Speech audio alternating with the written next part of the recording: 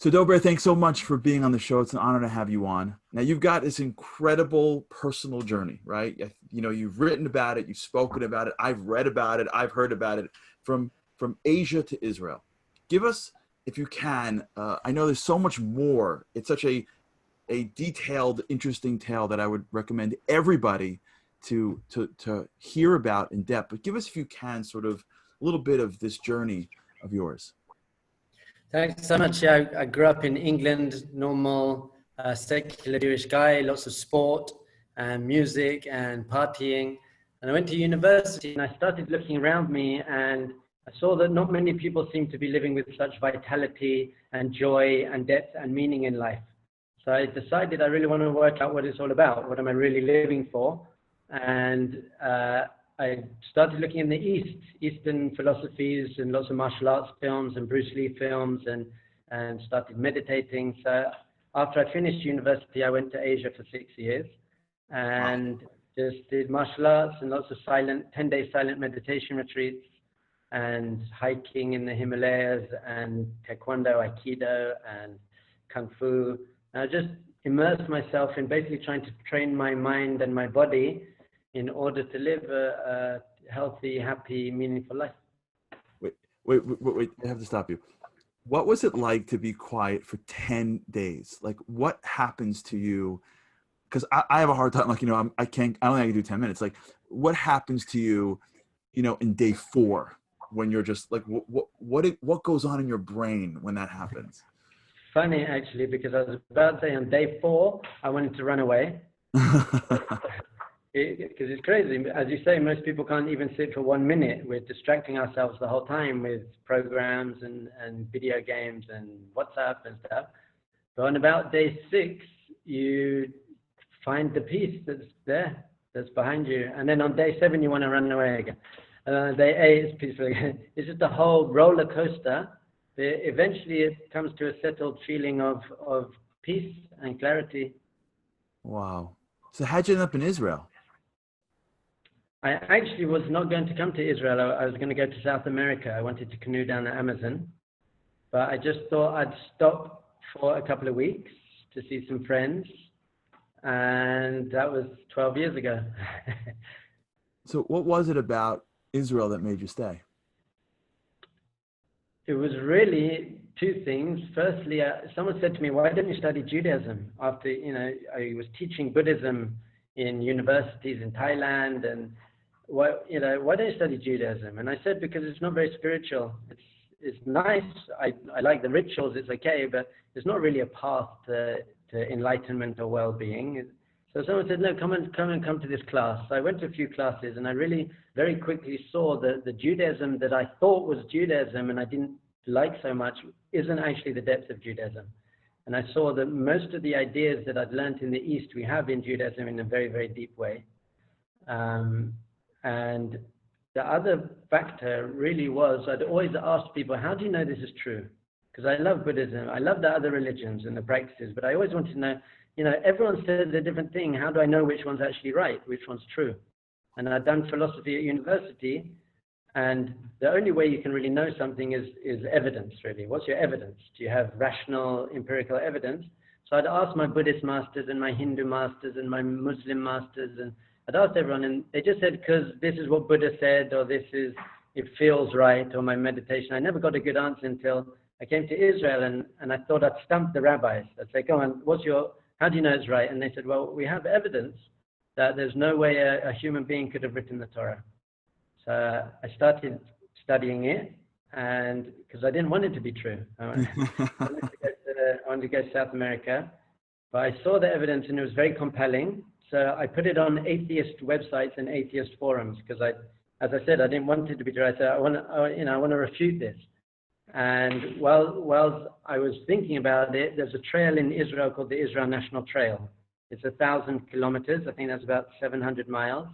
So it's a walking trail from the north of Israel to the south. So I took 40 days and I walked the whole length of Israel in 40 days, but really thinking about the evidence and arguing and getting atheists. And at the end of it, I really couldn't refute the evidence. But also, as I said, I've seen that it's also beautiful and spiritual and deep and sweet. And So it was a combination of intellect and spirituality and emotion. And once you walk the whole land of Israel, you really connect to the land. It's the Holy Land. The land I really felt is where my ancestors kind of lived and lived their spiritual lives. So I chose to be here. Wow, what a great story.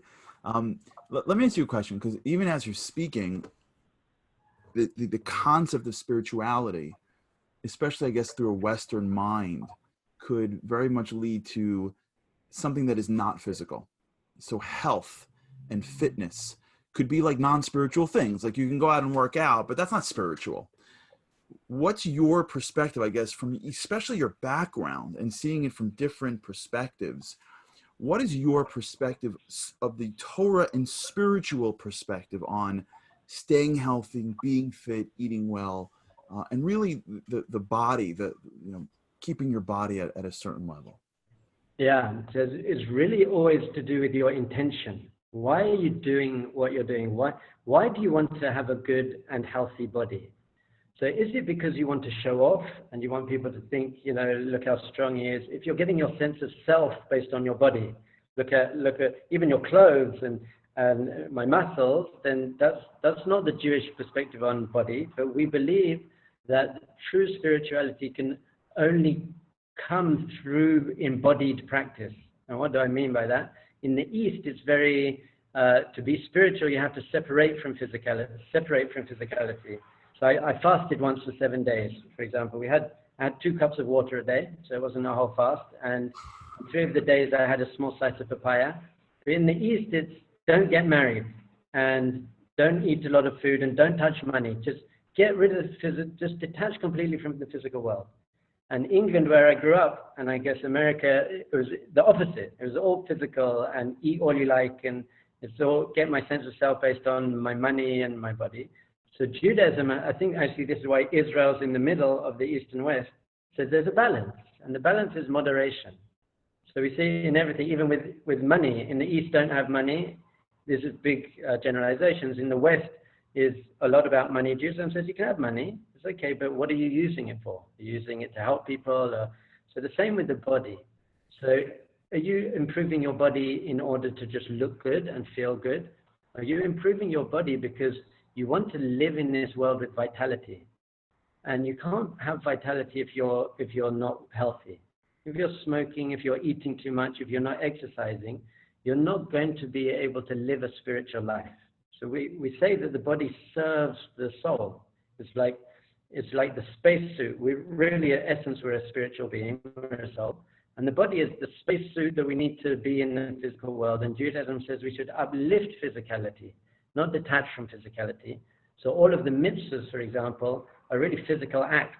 Lighting candles, giving charity, putting on tefillin. All of these are physical acts, but we're using the physicality to be in line with our soul. And therefore, you want your body, you want to be healthy, you want to have energy to get up early in the morning and to have passion, to live a life of passion. If you're dragging yourself out of bed at 11 o'clock in the morning and you don't have energy, and fitness is not going to work. So our body is our car. It's the car. We want to go fast. You want to have the best car you can get to get where you need to go. But it's not the purpose.